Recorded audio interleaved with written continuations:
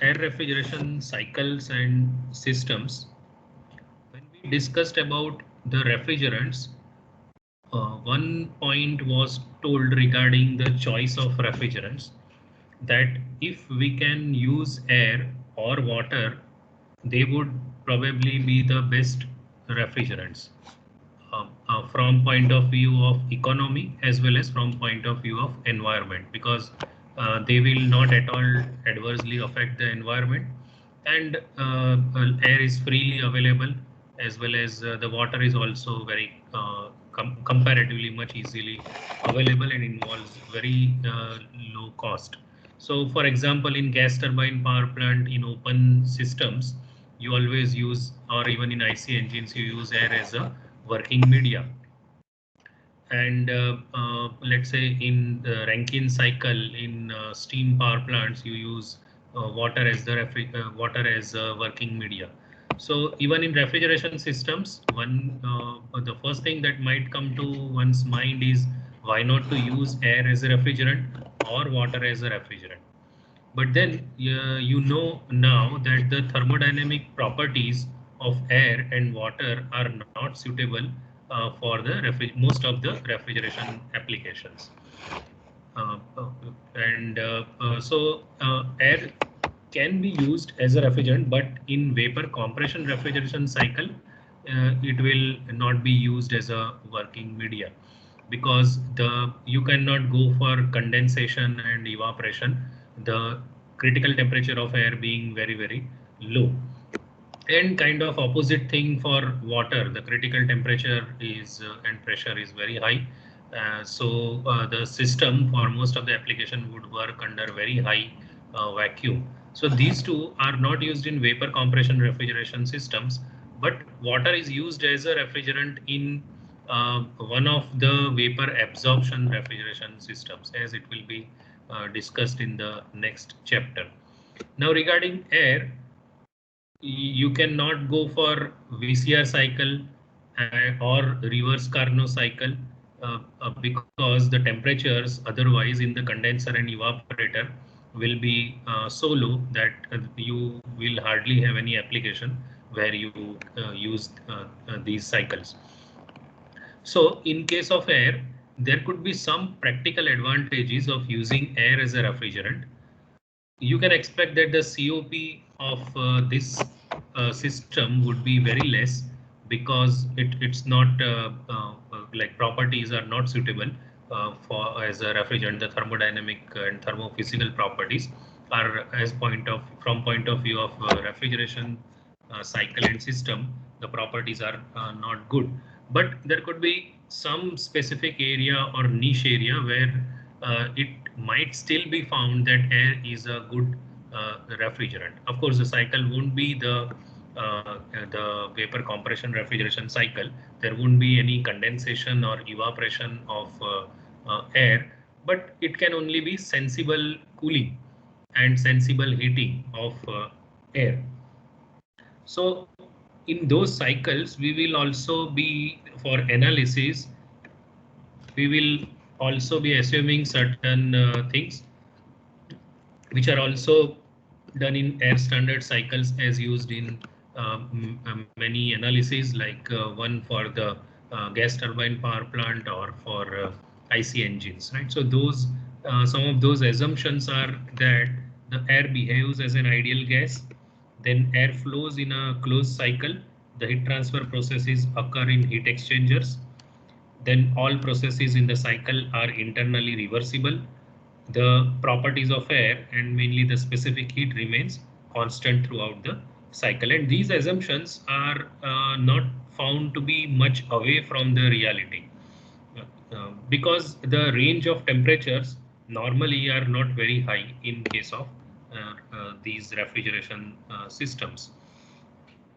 One of the most popular cycle is the reversed Brayton cycle, and this cycle is nothing but the reverse, that is the system or the cycle runs in anti-clockwise direction, but the processes are same as what are there in a Brayton cycle, which is used in a gas turbine plant. So here you will have I'll describe the processes one by one. So 1, 2, and similarly where it is performed, which is the hardware that can be used for performing that process will also be connected with this diagram. So 1, 2 is isentropic compression process. Entropy remains constant and it can be carried out in a isentropic compressor, and this compressor is obviously going to consume some work. So the temperature would be higher now and the heat rejection will take place. So this is high temperature heat exchanger. Heat rejection, normally it will be rejected to the atmosphere. So here, this is not a condenser. It is just a sensible heat exchange which is occurring. So the temperature of air will drop. Now, in general, you can call it a gas refrigeration cycle also, right? But because air is more common, we may use the word air and also solve examples on air. But it can be, if it is a closed cycle, you can use other gas also if found to be beneficial. So this is high temperature heat exchanger where sensible cooling of air takes place, and normally it is done with the help of by rejecting heat into the atmosphere. So it comes out at a lower temperature 3. Now this heat exchange process is done at constant pressure. Heat rejection is done at constant pressure. And then this is as per the ideal reverse Brayton cycle. 3, 4 is isentropic expansion occurring in turbine. So turbine will produce some work. You can utilize that work, and you may even couple the turbine with the compressor so that the net work required by the compressor would reduce, because there is some positive production or generation of work by the turbine. And in this process, this is an isentropic process and the temperature will drop. This you can call expansion process, right? And then after this, the low temperature heat exchanger. So it is absorbing heat from the space which is cooled, right? So this is nothing but the refrigeration is produced in the low temperature heat exchanger, and the air, which is the media, its temperature is increasing by absorbing heat, and it reaches the state 1, and this is how the cycle is completed. So in place of evaporator or condenser, you have low temperature heat exchanger and high temperature heat exchanger. There is a compressor, and in vapor compression refrigeration cycle, one can like it's possible to use turbine, but normally a expansion device which has much lower initial cost is used, while here there is a turbine. So this looks very similar to a gas turbine power plant. The analysis is also almost on the same lines, and only thing is that it works in the opposite direction, and again the range of temperatures could be very much different. So this is the reverse Carnot cycle, the system and the cycle. Of course, it's an ideal cycle. All irreversibilities are not considered here. Now you can do some simple analysis of this cycle. Again, this type of exercise is done for the closed cycle gas turbine plant. So this runs very parallel to that.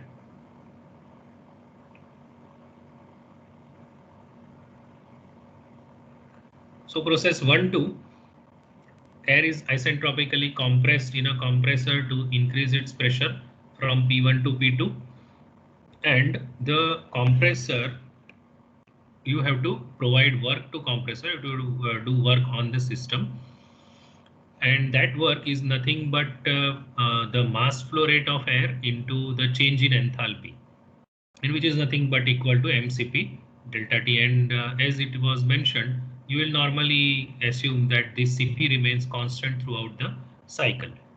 So it will be MCP change of temperature higher minus lower, so T2 minus T1. And because this is isentropic process, S2 is equal to S1. And so For this isentropic process, you can write this relation between temperature and pressure. So T2 is equal to T1 into P2 upon P1. This P2 upon P1 is nothing but the pressure ratio. Okay, because you are talking about only two pressures, the pressure in the high temperature heat exchanger and the one in the low temperature heat exchanger, and the ratio is the pressure ratio. So it is T1 into Rp is the pressure ratio raised to gamma minus 1 upon gamma. Gamma is the adiabatic index. If you are using air, the value is the value is 1.4. So that value may be used in the for finding the property which is unknown. Now, if you think about the process 2-3, which is occurring in the high temperature heat exchanger, the heat is rejected to the ambient most of the times and temperature of refrigerant reduces. And how much heat is rejected? Q23 is equal to m dot into delta H or m dot Cp into temperature change. So temperature decreases from T2 to T3. So mCp T2 minus T3 is the equation that you can write for process 2-3. Now the third process which occurs in the turbine isentropic expansion, there will be drop in temperature and the work produced by the turbine W34 is m dot delta H or mCp delta T across that device, and entropy remains constant. And for this isentropic process, you can write T3 is equal to T4 into P3 upon P4. Again, this is the pressure ratio. So you can write it as T4 into Rp raised to gamma minus 1 upon gamma. Process 4-1 is again a heat exchanger and the heat absorbed. So this is nothing but the refrigeration produced, right? Refrigeration rate, Qm is equal to m dot into delta H or m dot Cp delta T. So that's the refrigeration rate or rate of cooling. So COP of now it can be shown that COP of a reverse Brayton cycle depends on the pressure ratio across the compressor or turbine. Like if you consider that there is no drop of pressure in the heat exchangers, the pressure ratio across the compressor and turbine is the same. And so this is again similar to what you say for the closed cycle the gas turbine plants, where you say that the efficiency of the plant depends only on the pressure ratio and not on other things. Also, the property of the working fluid plays a role, and here we are talking about air, where gamma is equal to 1.4. So you can do some simple analysis and prove this statement that COP of reverse Brayton cycle depends on the pressure ratio only. You can do some mathematical manipulation as shown here. So you already know these equations, and so this T2 upon T1 would be Rp raised to gamma minus 1 upon gamma. You may write it as equation number 1. Then you write the another equation and you rewrite it as T3 upon T4 is equal to Rp raised to gamma minus 1 upon gamma. So based on 1 and 2, you can say that T2 upon T1 is equal to T3 upon T4, and you again rearrange it as T4 upon T1 is equal to T3 upon T2, and again rearranging it as T4 minus T1 upon T1 is equal to T3 minus T2 upon T2, and that may be written as you take this differences on one side and you can write T2 minus T3 upon T1 minus T4 is equal to T2 upon T1, which is nothing but Rp raised to gamma minus 1 upon gamma. So that's equation number 3. Then the first law of thermodynamics, cyclic integral of Q is equal to cyclic integral of W, right? So the difference in the heat rejection and heat absorption in the two heat exchangers, right? That should be equal to the work, net work, right? So that's the first law of thermodynamics applied to a closed cycle. And now COP of the this reverse Brayton cycle is the cooling rate QC upon the net work done by the compressor, or work done by the compressor minus work produced by the turbine, right? So this QC is Cp into m dot is same, mass flow rate is same, so that may not be written, and this may be written as specific quantity only. that is kilojoule per kg. So Cp into T1 minus T4, that is what is QC, and W net is the compressor work minus turbine work. So you're writing it again in the form of Cp delta T. And then some rearrangement of that, Cp gets cancelled. You write it in terms of temperature only, then you divide it with T1 minus T4, and then based on this equation 3 and this one, okay, so that you can put here, and what you find is that COP of this reverse Brayton cycle is 1 upon Rp raised to gamma minus 1 upon gamma minus 1, right? So your COP depends only on the value of Rp. If your gamma value is fixed, that is, if you are using air, then it is 1.4. In that case, this Rp is it depends. Sorry, the COP depends on the pressure ratio only. Okay. Now in actual cycle, there will be certain irreversibilities as well as pressure drop, which is depicted here. So as you can see, in the compressor, ideally it should move on this dashed line, and I normally write this as 2s. And but actual compression process, there will be some rise in entropy, so it will move on right hand side. So because of this, the temperature will be higher at 0.2 as compared to this 2s. Okay, the isentropic point. So the actual temperature will be higher. Then here it is also shown that there is some pressure drop in the high temperature heat exchanger. So pressure has reduced. Now in the turbine, ideally it should move on a vertical line, isentropic line, like this 3-4, or I would write it as 3-4s. But in actual systems, there will be some entropy rise, so it will move slightly right side, and this would be 4. So 3, it moves, actual system moves along 3-4.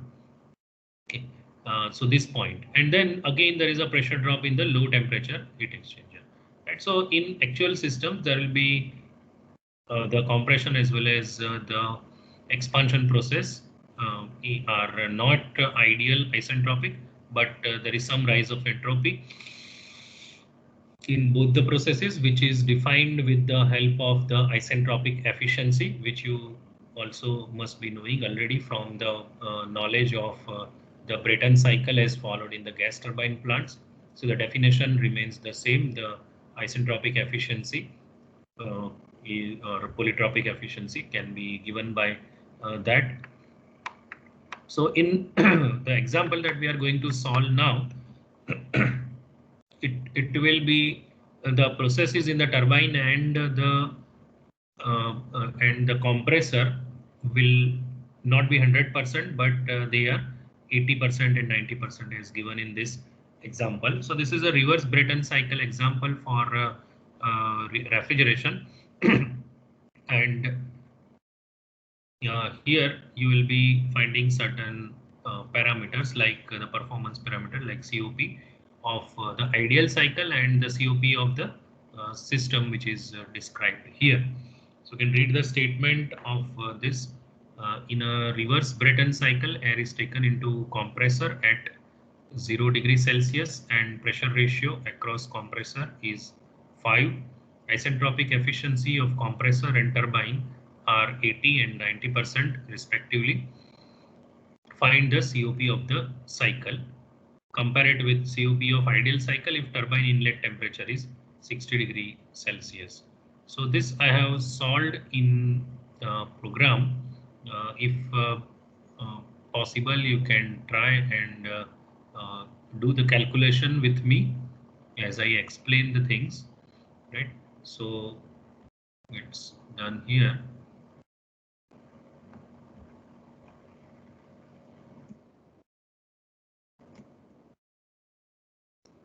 So same thing is rewritten here, that in a reverse Brayton cycle, air is taken into compressor. Now it is in that example it was written as 0, and the compression ratio is 5, and the efficiency of compressor and turbine are 80 and 90% respectively. You have to find the COP, actual COP as well as the ideal COP if the turbine inlet is at 60 degree Celsius.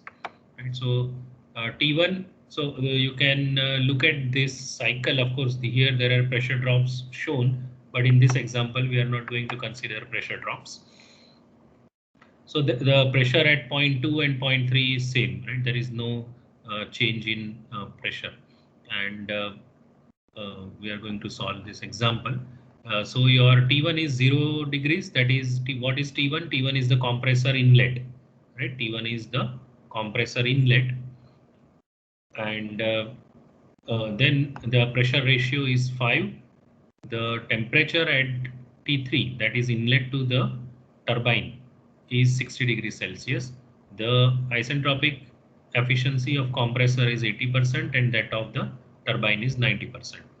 Right? So now you can get all the temperatures, and because your COP can be written in the form of temperature difference only, right? Because it is Cp into delta T. So Cp gets cancelled in all the terms. So it can be written only in the form of temperature. So you need all four temperatures, the actual temperatures in the cycle. So we'll find them one by one. One of like rather two of them are already known, T1 and T3 are known. We find T2 and T4 now. Okay. Now, if it is an isentropic compression, then this T2S can be found as T1 into Rp raised to gamma minus 1 upon gamma. So that because you already know T1, of course you have to put it in Kelvin, right? You have to put this in Kelvin. So don't write 0 here. You write 273.15. Right. So that's the temperature T1. Then Rp is 5 and gamma is 1.4. Right, gamma is 1.4, though like it's taken as 1.4.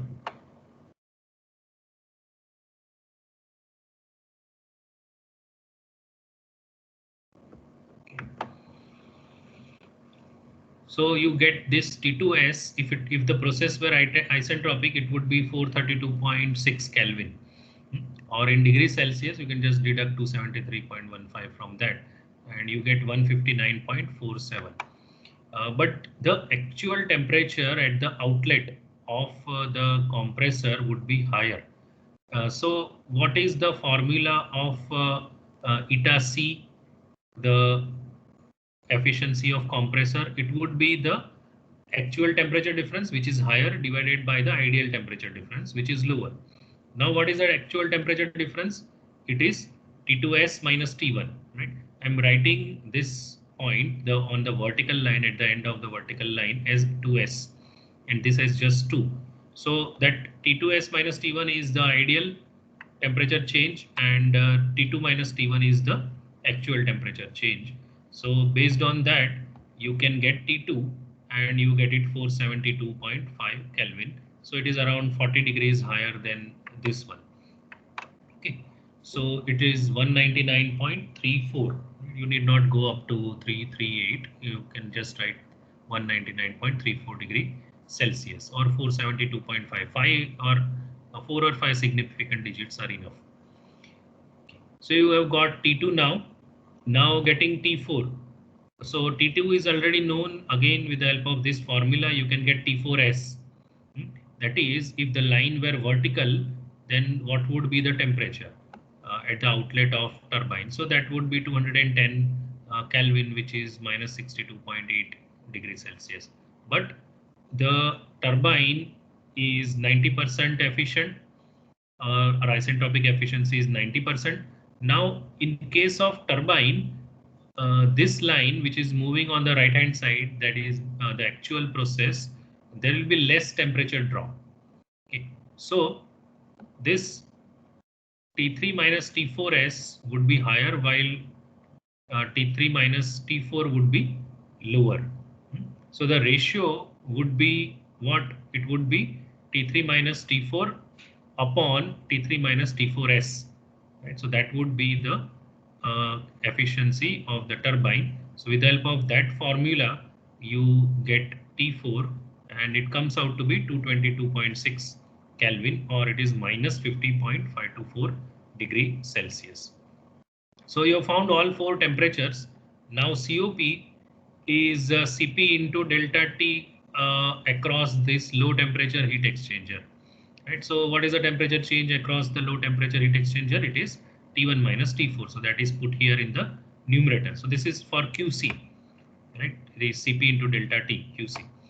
And the net work. So net work is compressor work minus turbine work. So how much is compressor work? Cp into delta T across compressor. So it's T2 minus T1. And what is the work produced by the turbine? It is Cp into T3 minus T4. So that's put here. Cp, as I told, gets cancelled. So you get the actual COP 0.569. Right? And what would be the theoretical COP here?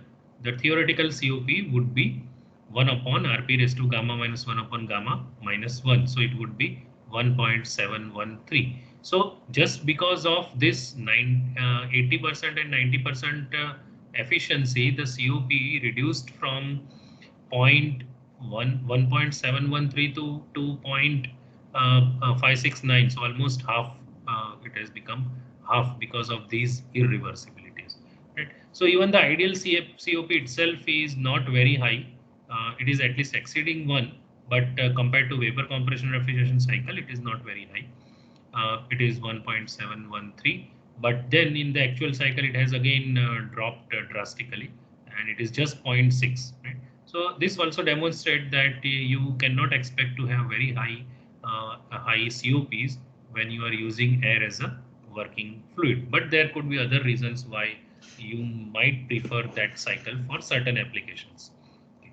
So this was a comparatively simple example on reversed Brayton cycle. Now let's talk about what could be the application. Why are we discussing if the COP is so poor? Why are we discussing air refrigeration cycle? So the following topic may give you some answer to that question.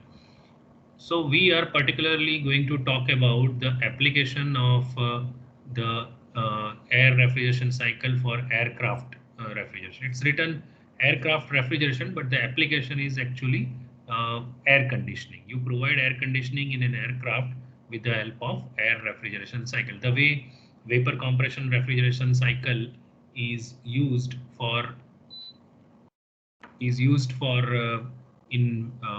for air conditioning in many conventional air conditioning systems.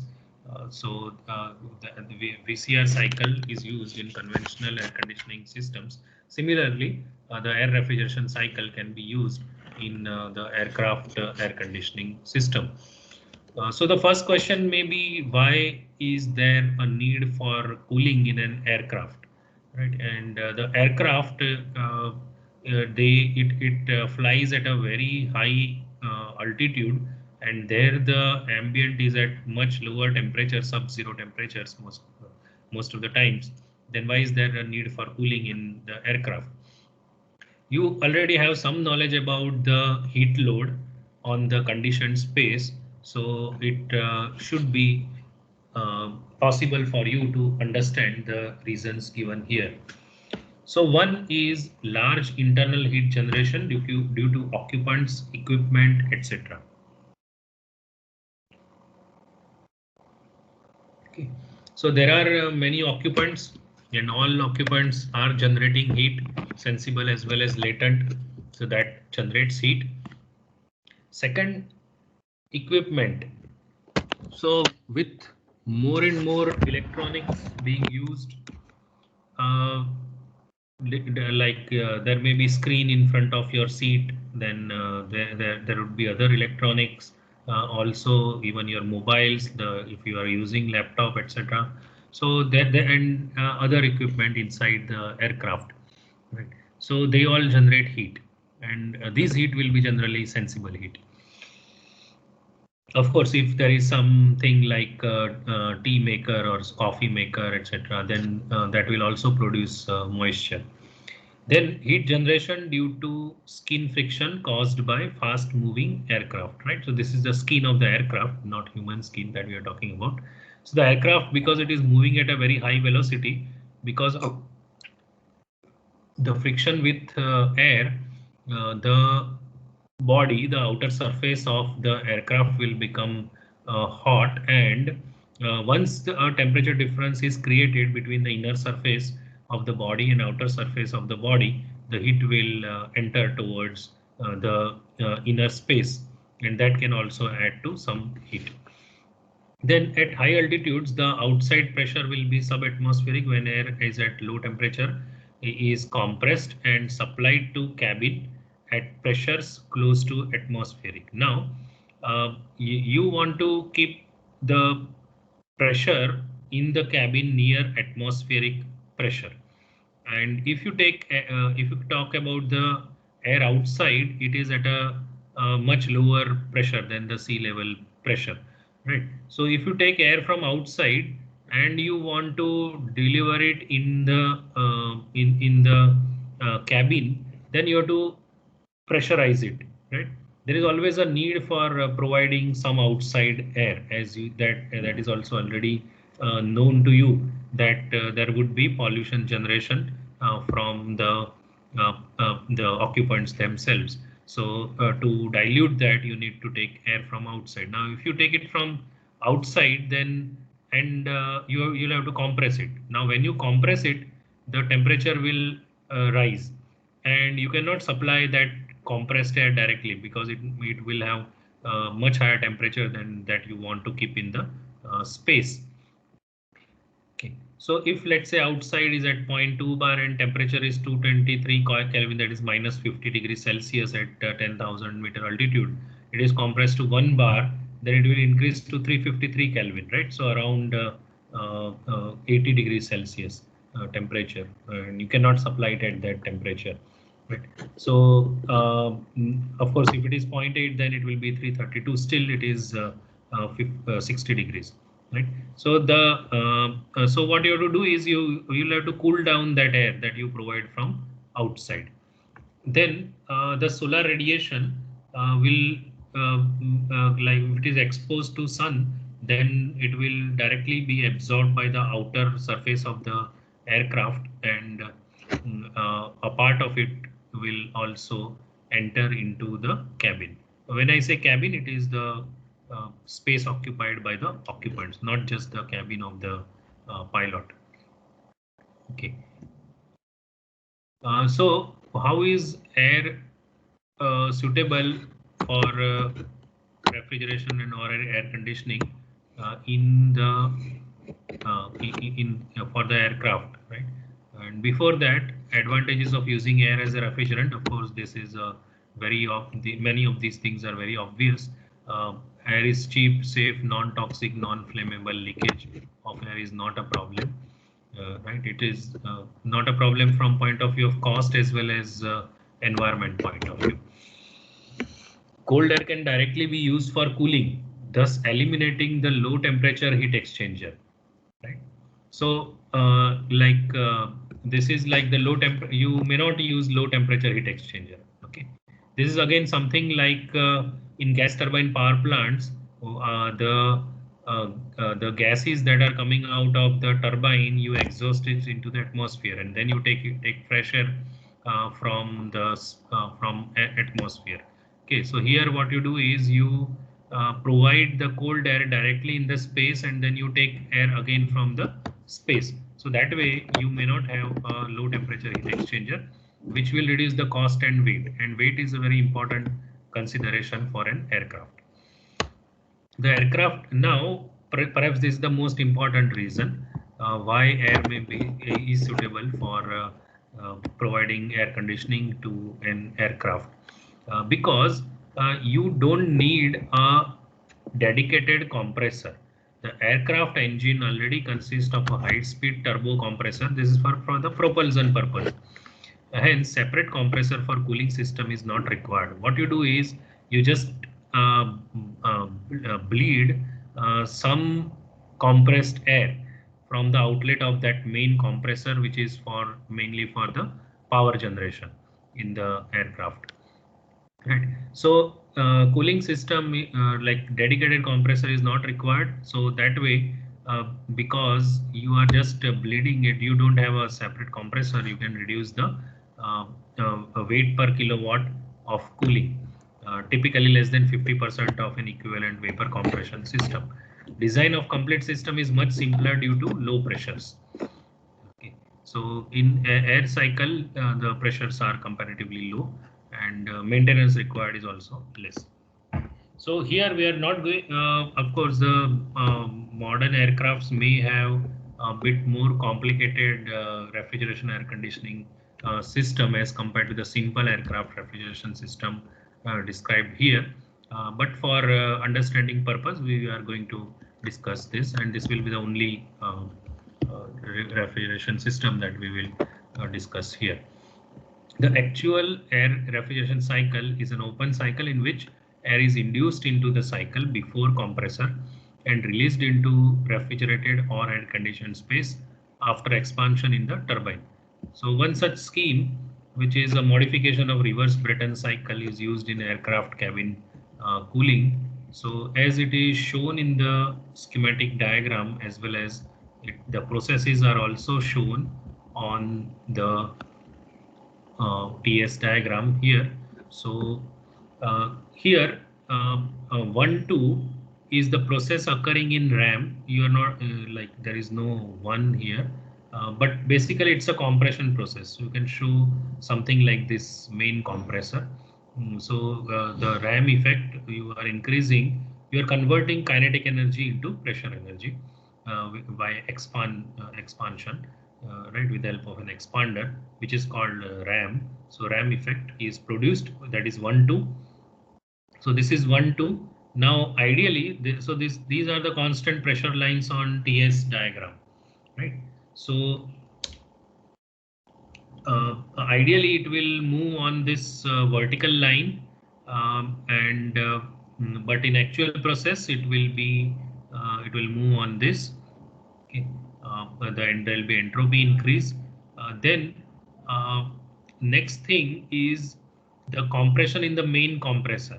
Now, like what is this main compressor? This is the compressor which also provides compressed air to the combustion chamber, and after the combustion chamber you will have a turbine, right? Or you will have a turbine or the propulsion system, right? So this main compressor, what you are doing is you are just taking a part of the air. You are bleeding required amount of air for your refrigeration or air conditioning system from here. That's point 3. So 2, 3 is the compression process.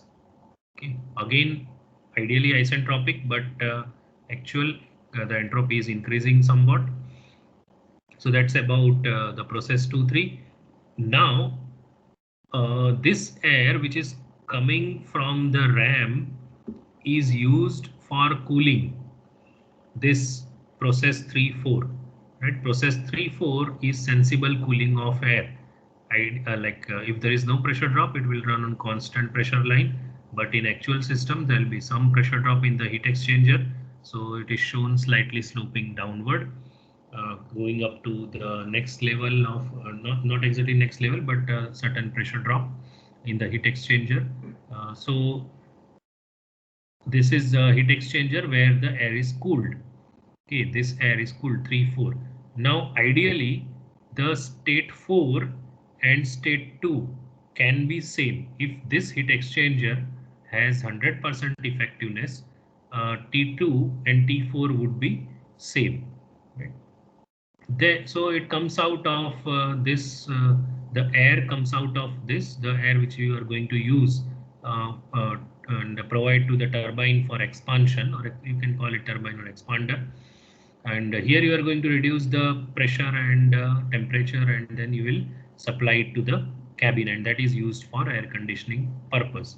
Right? And this cooling is done, as I told, with the help of the air taken from the RAM, and then it is further it is exhausted outside.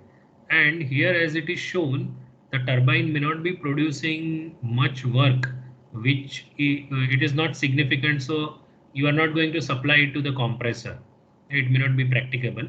And again, this is a small turbine as compared to the main compressor, right? So that way you are not using this energy for and reducing the compressor energy, but you are just running a fan with the help of that, which is handling this air, right? Which is handling this air coming from the RAM, and so that's where the energy or power from the turbine is used.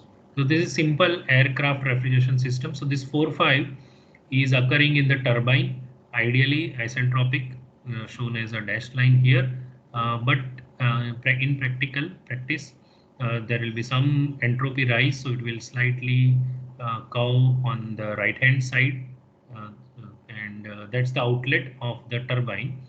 And I is your state inside the room or cabin, right? So this 5 has to be somewhat lower temperature, okay, as compared to I, so that it is able to, now you have the knowledge of air conditioning. So you know that the air that you supply has to be at a lower enthalpy as compared to the enthalpy of the air that you want to maintain, that is to offset the load in the on the cabin, right? So that's the air you supply for the purpose of air conditioning. So this is simple aircraft refrigeration system, and now we have an example on that. And when an aircraft moves at a speed of 1000 kilometers per hour in an ambient with 0.5 bar pressure and minus 15 degrees Celsius temperature, RAM converts all kinetic energy of air into pressure energy. Cooling rate required in the aircraft is 50 kilowatt when the cabin is maintained at 24 degrees Celsius. The pressure ratio across compressor is 3. Pressure drop in air cooler is 0.1 bar. Right? So air cooler is nothing but that heat exchanger is 1 bar. There is a pressure drop. The air at outlet of RAM is used to cool the air from compressor. So the same scheme that I was explaining. The effectiveness of the heat exchanger may be assumed to be 100%, so T4 would be equal to T2. The pressure at outlet of turbine is kept 1.1 bar to overcome duct pressure and create jet of air. So you're not just means the outlet of turbine is not kept at 1 bar, it is 1.1 bar. Some additional pressure is retained even at the outlet to overcome the duct pressure drop and to overcome duct pressure drop and create jet, because create jet means converting the pressure energy into kinetic energy, so that the air attains some velocity and the distribution is proper. Find mass flow rate of air, volume flow rate at outlet of turbine and COP of the system. The work produced by turbine is used to run a fan which draws air from the air cooler and exhaust it, similar to the schematic shown. Process in the compressor and turbine may be assumed to be isentropic. Air may be assumed to be an ideal gas with constant properties. Adiabatic index 1.4, characteristic gas constant 0.287 kilojoule per kg Kelvin, specific heat at constant pressure 1.005. These three constants for air are very well known to you. Here they are provided, but even if they are not provided, you are supposed to remember these the values of these properties that we normally take.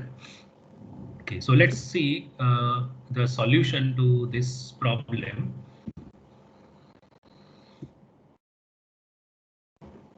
So the same system and the cycle is shown here. So your cabin temperature is 24, the ambient is at 0.5 bar, the velocity is of the aircraft is 1000 km per hour. In meters per second, it is 277.78. Then the pressure drop is 0.1 bar. Ambient temperature is 258.15 Kelvin, right? It was given in degrees Celsius minus 15, and that is converted to Kelvin here. The load on the aircraft is 50, cabin is 50 kilowatt, gamma is 1.4, CP is 1005 joule per kg Kelvin. At turbine outlet, the pressure should be 1.1 bar. And now you are using ram effect here to increase the pressure of the air that is taken from outside.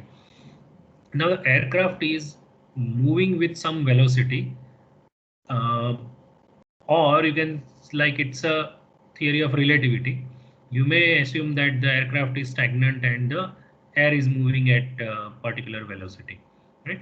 So you can increase the pressure that of air that you are taking by making use of that relative velocity, and you bring it to, let's say, almost stagnant condition, or reducing the velocity to zero, and that way you can convert the kinetic energy into pressure energy. So that's what is shown here. So the temperature is going to rise. So the temperature at the outlet of the ram minus ambient temperature would be equal to V square upon 2 Cp, right? Or Cp into delta T is equal to V square by 2. That is the equation, right?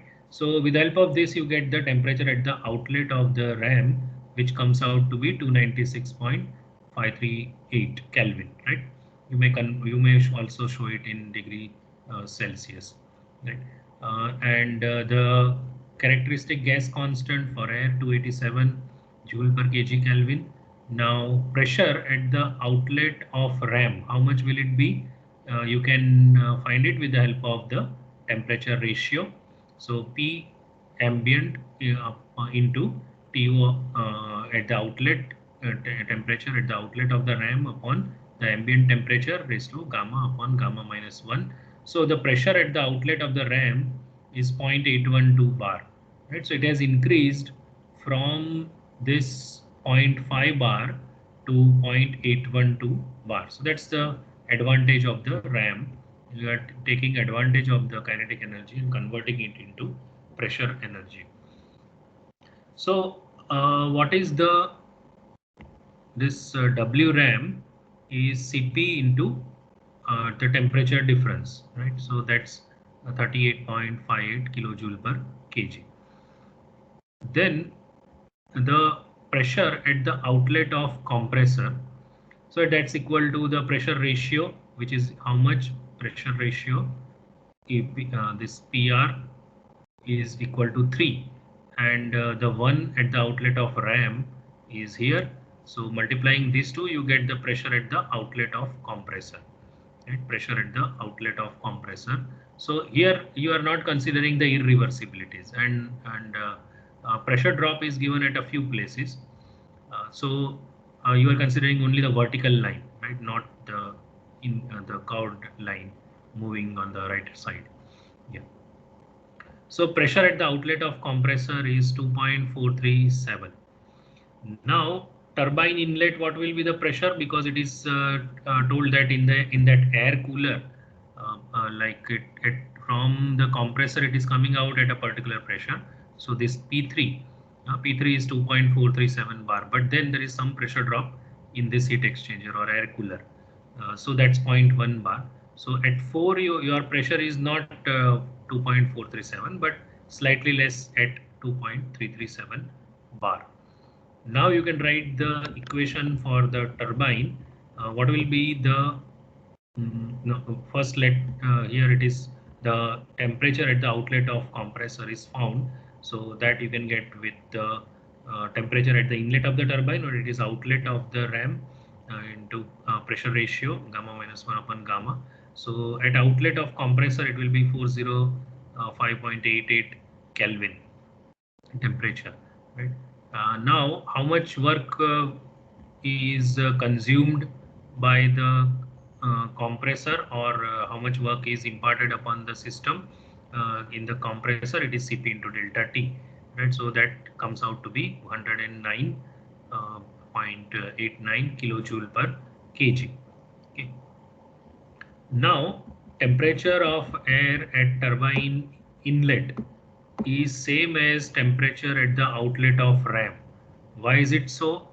The reason is that, like, you are using the air coming out of the RAM to cool the air at 3. And what you are saying is that it's an ideal heat exchanger. So T2 is equal to T4, right? So turbine inlet temperature is same as the ram outlet temperature.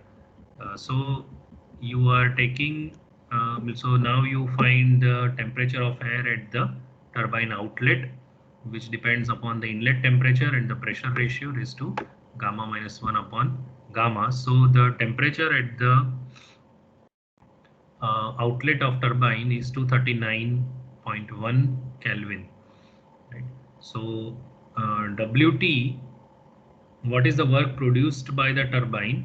It is found here Cp into delta T across the turbine. But of course, this is not used for any reduction in the compressor work.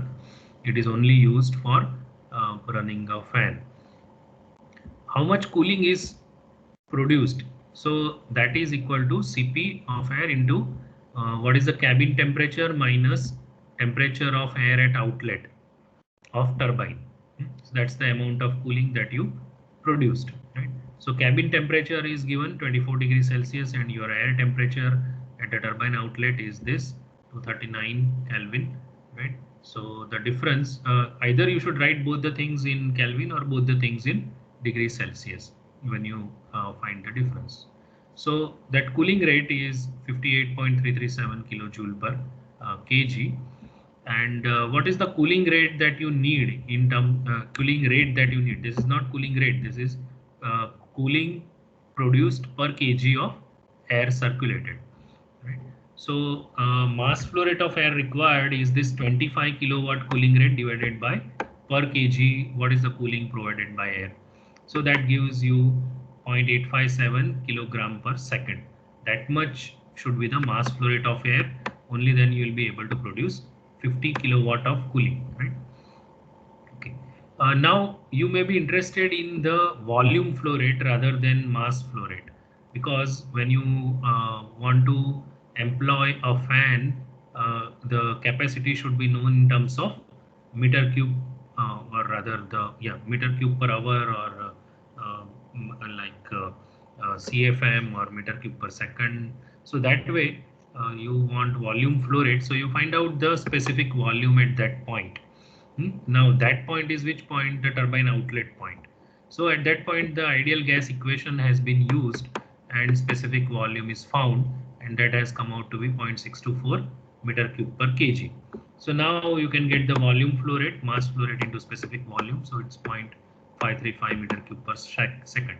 That should be the volume flow rate of air, right? That should be the volume flow rate of air for this system. Okay, and it is calculated at the turbine outlet. And what would be the COP of this system? It is the cooling produced per kg of air. So that's this thing. And what is the compressor work, right? So that is WC again in per kg of air. So you get COP of 0.531, right? So we have found the required parameters for this simple aircraft refrigeration system, right? What was required is the processes in the compressor turbine, maybe. So what is the thing that you needed? Main thing was the COP and the mass flow rate, volume flow rate, and COP of the system. So this is what you could find with the help of the calculations shown in the program. So you can also, you should also try it and do the calculations manually and get the required values.